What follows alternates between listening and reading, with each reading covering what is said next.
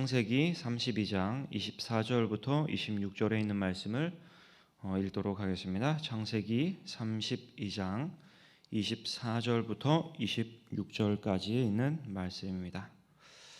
제가 읽도록 하겠습니다.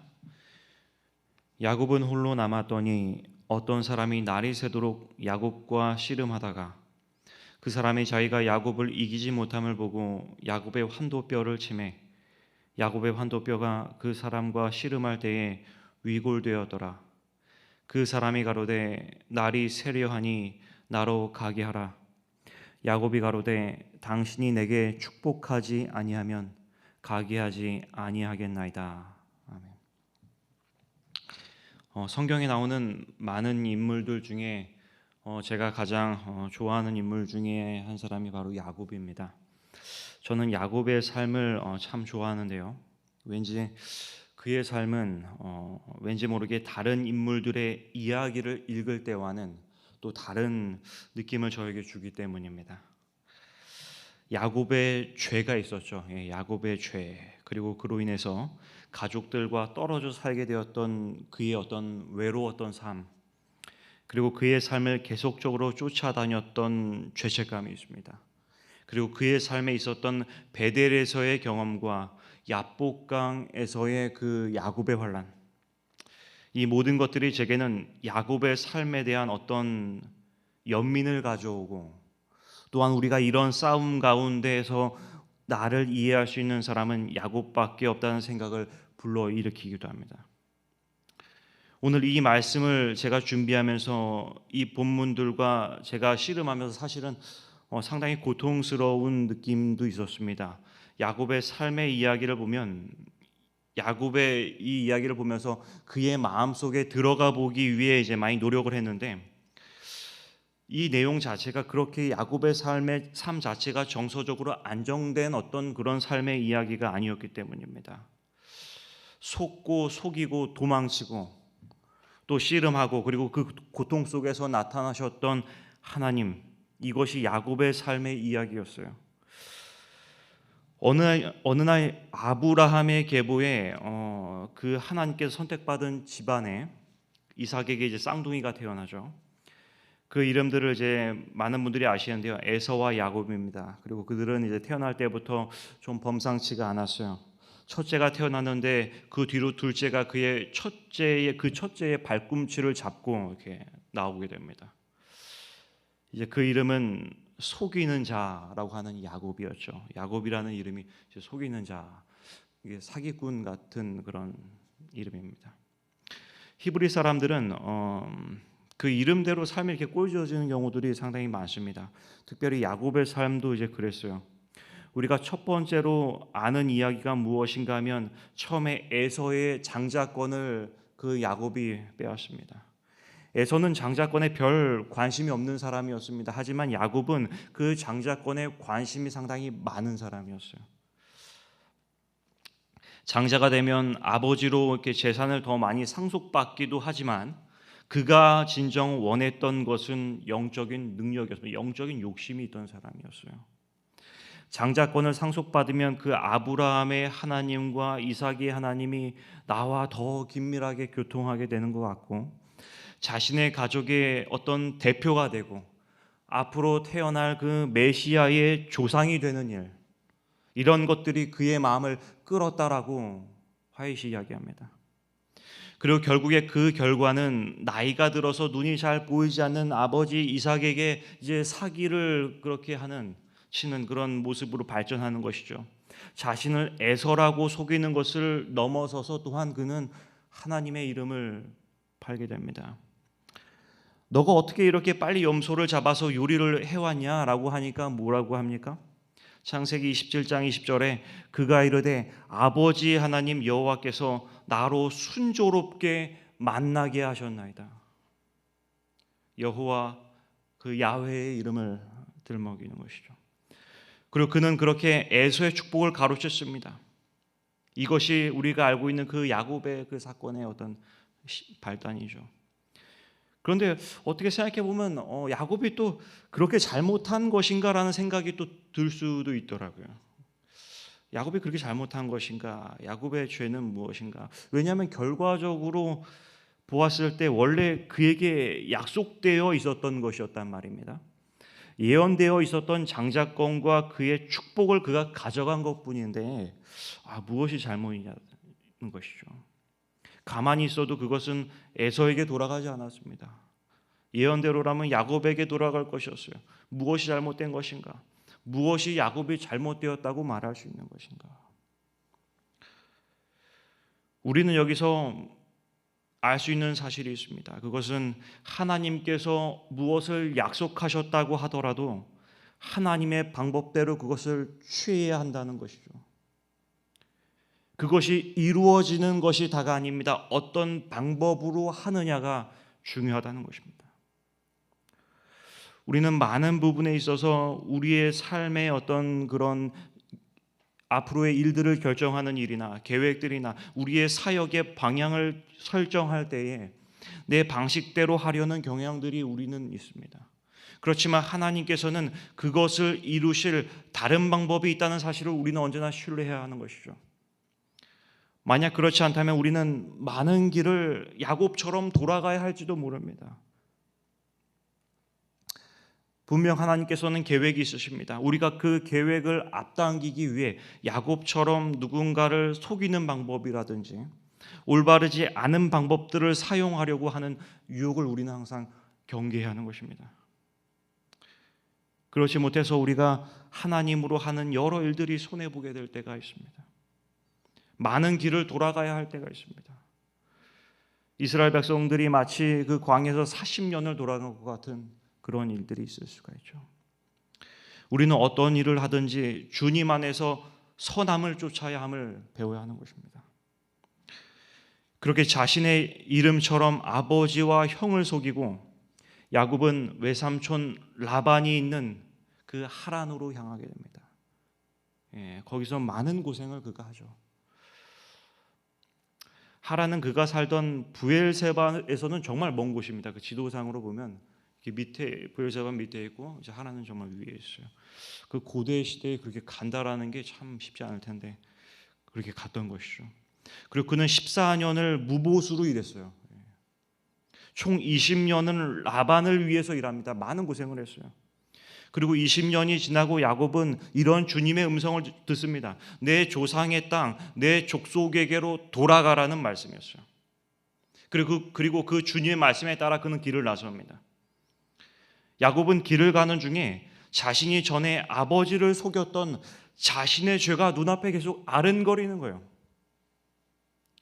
그리고 이렇게 오랜 유랑 생활이 그 같은 어떤 그 죄의 직접적인 결과임을 그도 알았다 그래요.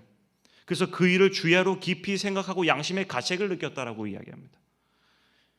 그런데 한편으로는 또 자기의 죄에 대한 기억과 아울러서 그는 하나님의 은총과 하나님의 은총을 또한 알게 되고 하나님께서 도와주시고 인도해 주시겠다는 그분의 약속도 함께 주어졌다는 것을 알고 있었어요. 항상 이것이 가시가 죄책감이 있는 동시에 하나님의 은혜 또한 있는 것을 알고 있다는 것이죠. 그리고 그렇게 또 가는 도중에 또 에서가 또 생각나는 거예요. 에서가 또 자기를 언제든지 죽이러 올 수 있기 때문에. 그리고 또 하늘의 천사들이 그의 앞뒤를 호위하고 있는 것도 동시에 보게 됩니다. 마치 그의 일행을 보호하는 것처럼. 그래서 그의 무거웠던 마음이 또 이렇게 확 올라왔다가 또 가라앉고 막 그런 어떤 사이클이 계속 있는 것이죠. 죄책감에 시달리는 사람은 이렇습니다. 불안한 생각과 평안한 주님의 약속에 대한 생각이 같이 공존해요. 그 불안한 생각은 끊임없이 나를 괴롭힙니다. 그 불안한 생명은 정말 생명이 줄어드는 것과 같은 느낌을 주기도 하죠. 이제 야곱은 계속 그렇게 전진하다가 인간적인 생각을 고안해냅니다. 정말로 에서가 400명의 부하를 이끌고 오고 있다는 그런 소리를 들었어요. 그래서 에서의 기분이 이제 풀리게 하기 위해서 그리고 자기가 이제 에서에게 전혀 위협이 되지 않는 사람이다라는 것을 보여주기 위해서 이제 예물 같은 것들을 이제 에서에게 이렇게 보내죠. 거의 이제 뇌물 같은 것인데 창세기 32장 13절부터 보면 상당히 많은 양의 짐승들을 보냅니다. 그런 후에 야곱은 2명의 아내와 2 여종과 11명의 아들들을 그 야복 나루를 건너가게 하고 자신은 혼자 남아요. 이제 정말 자신이 의지할 것은 하나님밖에 없었습니다. 그는 홀로 하나님과 함께 있으면서 밤새도록 기도하게 돼요. 이제 그의 유일한 희망은 하나님께만 있었습니다. 에서의 마음을 돌이킬 수 있는 것은 하나님밖에 없었어요. 이제 그는 홀로 있게 되었습니다. 가족들도 다 보내고. 성도 여러분, 신앙을 하시면서 이렇게 혼자 남겨진 것 같은 경험을 해보신 적이 있으십니까?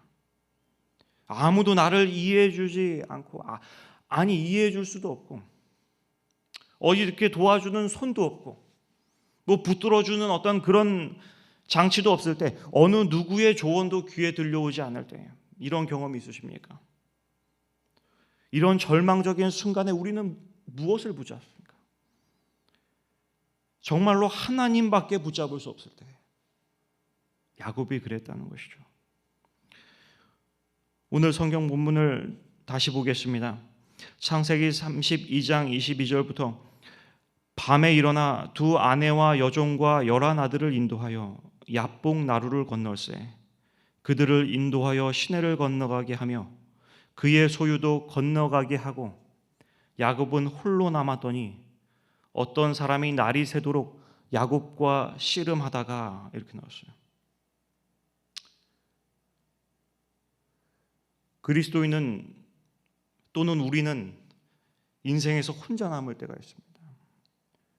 그리고 야곱도 이랬던 경험 가운데, 그런데 야곱이 선택했던 것은 야곱의 삶에서 가장 터닝 포인트였던 이 야복강에서의 사건은 야곱의 삶에서 가장 어두울 때, 가장 외로울 때 일어났다는 것입니다. 이 캄캄한 밤에 혼자 있었던 시간에 야곱은 무엇을 했냐면 하나님과 독대하기 시작했어요. 그는 기도하기 시작했습니다. 아무것도 할 수 없었기 때문에 기도할 수밖에 없었겠죠. 만약 이때 야곱이 하나님을 만나지 않았다면 그가 자살했을 수도 있을 것 같아요. 하나님이 없었다면 야곱이 어디에 의지했을까? 오늘 나의 삶에 하나님이 이런 상황에서 없다고 생각하면 굉장히 절망적인 상황이 됩니다. 진짜 신앙인에게 하나님이 없으면 안 돼요. 그러면 사는 이유가 없어집니다. 만약 우리들의 삶 속에 하나님이 없어도 나는 그냥 살아간다라고 내가 생각할 수 있다면, 어떤 절박함이 느껴지지 않는다면 이 야곱의 씨름을 이해하기 어렵습니다. 솔직하게 말해서. 이것은 절박한 사람, 하나님이 없이는 살아갈 수 없다고 본능적으로 느끼는 사람이 이해할 수 있는 거예요. 죄의 문제에 대해서 심각하게 생각해 본 사람만이 이해할 수 있는 사건입니다. 만약에 우리에게 이런 순간이 닥치거든, 그리고 혼자 있는 순간이 온다고 생각되시거든, 하나님 앞에 절박한 심정으로 나아가시기 바랍니다. 씨름이 필요하면 하나님과 씨름하시기 바랍니다. 하나님께서 우리에게 또한 그런 하나님을 붙잡고 절대 놓지 않는 그러한 절박함을 주시기 바랍니다. 창세기 32장 25절에 자기가 야곱을 이기지 못함을 보고, 하나님이죠. 자기가 야곱을 이기지 못함을 보고 그가 야곱의 허벅지 관절을 치매, 야곱의 허벅지 관절이 그 사람과 씨름할 때에 어긋났더라, 이렇게 말했어요. 결국에는 그리스도께서 야곱의 허벅지 관절을 치셨습니다. 이 허벅지 관절을 친다는 것이 과연 무엇을 의미할까? 성경에서는 이 넓적다리라고 하는 그 단어가 히브리어로 그 야레크라고 하는 단어가 사용됩니다. 야레크라고 하는 단어가 써요. 제가 한번 그런 야레크가 나오는 성경절들을 한번 찾아서 읽어드리겠습니다. 창세기 46장 26절에 야곱과 함께 애굽에 들어간 자는 야곱의 며느리들 외에 66명이니 이는 다 야곱의 몸에서 태어난, 이 몸이 이제 야레크입니다. 그리고 사사기 8장 30절에 기드온이 아내가 많으므로 그의 몸에서 낳은 아들 70명이었고, 몸에서 출애굽기 1장 5절에 야곱의 허리에서 나온 사람이 모두 70이요. 허리가 또 야레크로 사용됩니다. 여기서 몸과 허리라고 번역된 이 단어가 넓적다리의 단어와 같은 야레크가 사용돼요. 그런데 여기서 쓰인 경우들을 보면 다 야곱의 몸에서 태어난 자, 그의 몸에서 나온 아들, 야곱의 허리에서 나온 사람, 이렇게 쓰였는데 모두 생명과 관련된 단어라는 거예요. 그것도 생명의 근원과 관련된 것이라는 것입니다. 그리고 넓적다리를 치는 것에 대한 또 굉장히 어떤 중요한 의미가 있어요. 에스겔 21장 12절에 보면 인자야 너는 부르짖어 슬피 울지어다. 이것이 내 백성에게 임하며 이스라엘 모든 고관에게 임하리로다. 그들과 내 백성이 함께 칼에 넘긴 바 되었으니 너는 내 넓적다리를 칠지어다. 예레미야 31장 19절에 내가 돌이킨 후에 뉘우쳤고 내가 교훈을 받은 후에 내 볼기를 쳐서, 이 볼기가 야레크입니다. 볼기. 회개와 관련된 내용들이죠.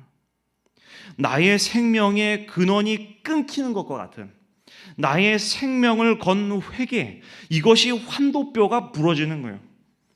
주님과 씨름하는 이유는 나의 죄 때문이라는 것입니다.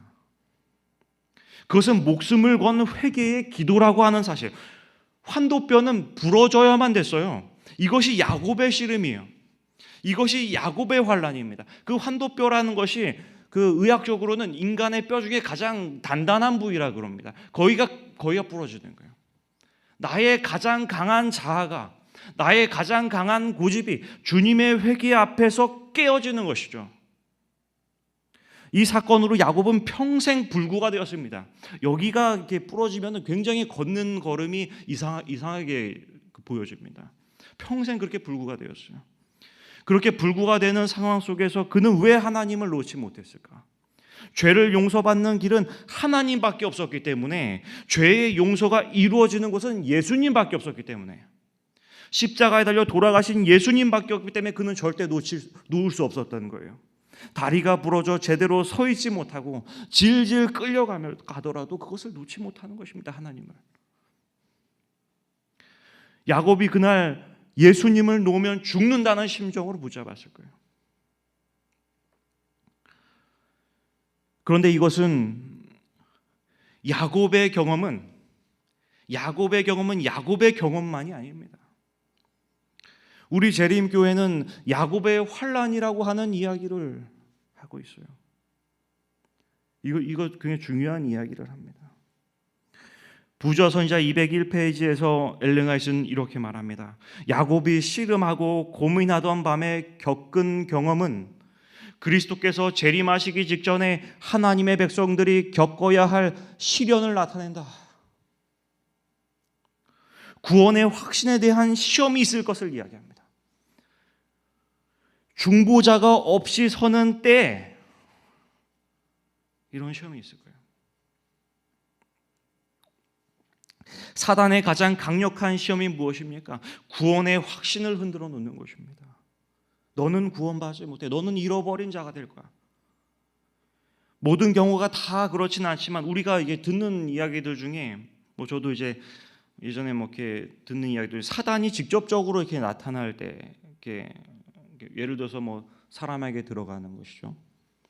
그럴 때 이제 자꾸 들어오면 자꾸 주변에 있는 사람들이 그 사람만 알고 있었던 죄를 자꾸 말하기 시작한다고 하는 이야기들을 종종 듣게 되죠. 사단이 사람을 쓰고 재림교인들에게 가장 하고 싶었던 말은 이것인 거야. 너는 죄냐? 너는 가망이 없어. 이게 마지막 때가 되면 될수록 더 심해진다는 것이죠. 예수님께서 이 땅에 계실 때는 정말 많은 시험을 받으셨습니다. 예수님만큼 시험을 많이 받았던 사람도 없을 것 같아요. 그런데 예수님의 생애의 말미에 받으셨던 시험이 무엇인지 혹시 여러분 알고 계시나요? 예수 그리스도의 마지막 시험,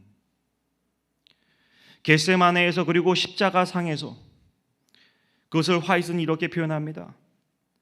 사단은 맹렬한 유혹으로 예수님의 마음을 쥐어짜듯이 괴롭혔다. 구주께서는 무덤의 문을 꿰뚫어 보실 수 없었다. 그분이 정복자로서 무덤에서 나오리라고 하는 희망이 주어지지 않았고, 아버지께서 그 희생을 간합하셨다는 말도 그분에게 들려오지 않았다. 하나님께서는 죄를 심히 미워하시기 때문에 그분은 하나님과 영원히 분리되지는 않을까 두려워하였다. 그리스도께서는 범죄한 인류를 위하여 자비가 더 이상 탄원하지 않게 될 때에 죄인이 느끼게 될 고민을 느끼셨다.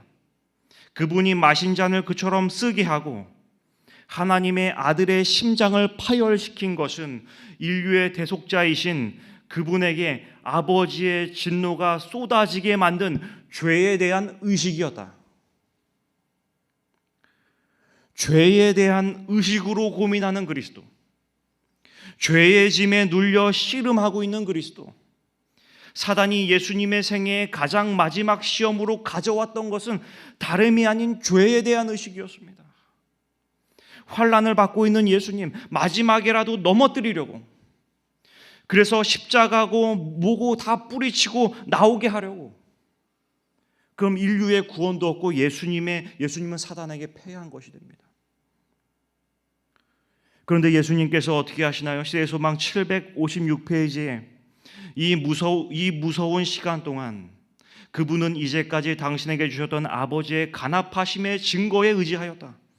그분은 아버지의 품성을 잘 알고 계셨으며 그분의 공의와 자비와 크신 사랑을 이해하고 계셨다. 그분은 항상 기쁨으로 즐겨 순종하였던 하나님을 믿음으로 의지하였다. 그분이 순종하는 마음으로 자기 자신을 하나님께 맡겼을 때에 아버지의 은총을 잃어버렸다는 생각은 없었다. 믿음으로 그리스도께서는 승리자가 되셨다. 그런 순간 예수께서는 믿음으로 하나님을 붙잡았다 그랬어요. 하나님께서 나를 구원하시는 그 믿음, 야곱은 그 시름의 순간 하나님을 놓지 않았습니다. 물리적인 힘으로 따지면 솔직히 상대가 되겠습니까? 그냥 손만 갖다 대도 그 뼈가 부러지는데. 그래서 야곱은 그때 한 거예요. 이분은 하나님이시구나. 어찌되었든 내가 매달려야 되겠구나. 이분께서 날 구원하실 것이다. 하나님께서는 뿌리치고 가시셨지만 안 가세요. 야곱은 날 구원하러 오신 그분이 절대적인 구원의 확신이 있기 때문에 절대적인 그 구원의 확신이 있을 때까지 놓지 못하고 계속 붙잡는 거예요. 우리 또한 그렇게 해야 된다는 것이죠. 부조선자 202페이지에는 악의 세력과의 마지막 투쟁에서 하나님의 백성들이 당할 경험도 이와 같을 것이다. 하나님께서는 그들의 믿음과 인내와 그들을 구원하시는 그분의 능력에 대한 그들의 확신을 시험할 것이다. 마지막으로 우리의 구원의 근거를 흔드는 시험이 있을 거라는 거예요.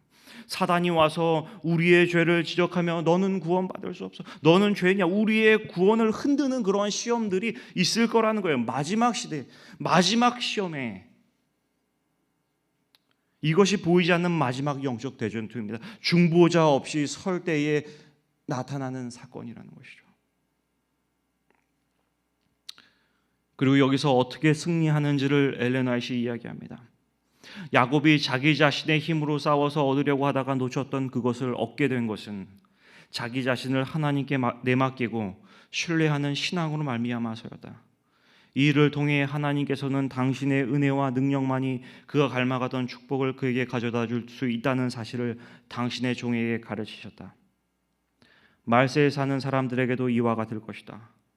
위험이 그들을 둘러싸고 절망이 영혼을 억압할 때에 그들은 오직 속죄의 공로만을 의지해야 한다. 우리는 우리 스스로 아무것도 할 수 없다.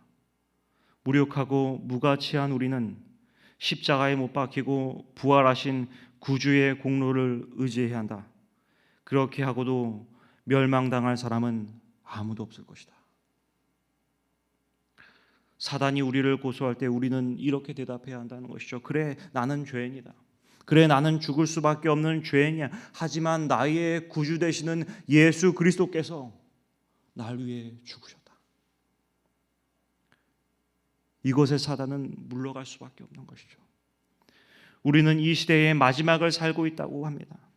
어쩌면 예수님의 재림이 가까이 다가오고 어쩌면 우리가 살고 있는 그 시간 안에 우리가 재림을 목격하게 될 수 있는 확률이 상당히 높습니다.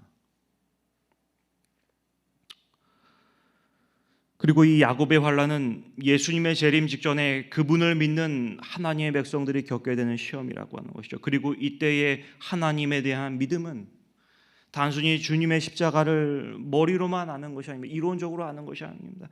그냥 어떤 나의 죄의 문제에 대해서 적당한 그런 개념을 가지고 있는 것이 아닙니다. 그리고 그런 죄책감에서 벗어날 수 있는 것은 아무나 할 수 있는 것이 아닙니다. 그것은 성령께서만이 주실 수 있는 확신이라고 하는 것이죠.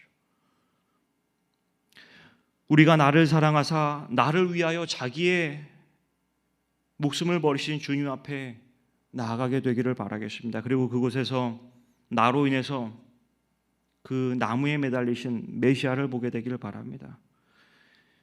그렇게 십자가에 달린 예수님을 우리가 진정으로 보게 될 때 우리는 왜 내가 구원받아야 되는 사람인지를 알게 될 수 있을 것입니다. 우리가 이것을 배워야 하는 시기는 바로 지금입니다. 부조선자 203페이지의 또 다른 화이트 기록은 우리가 끈질긴 기도와 불굴의 신앙에 대한 교훈을 배워야 할 때가 있다면 바로 지금이다라고 이야기합니다. 주님의 십자가 앞으로 우리가 나아가서 주님께서 나를 위해 돌아가셨다는 그 사실과 우리의 유일한 희망은 그곳에 있다는 사실을 보게 되는 우리 모두가 간절히 되기를 바라겠습니다. 말씀을 마치겠습니다. 마치는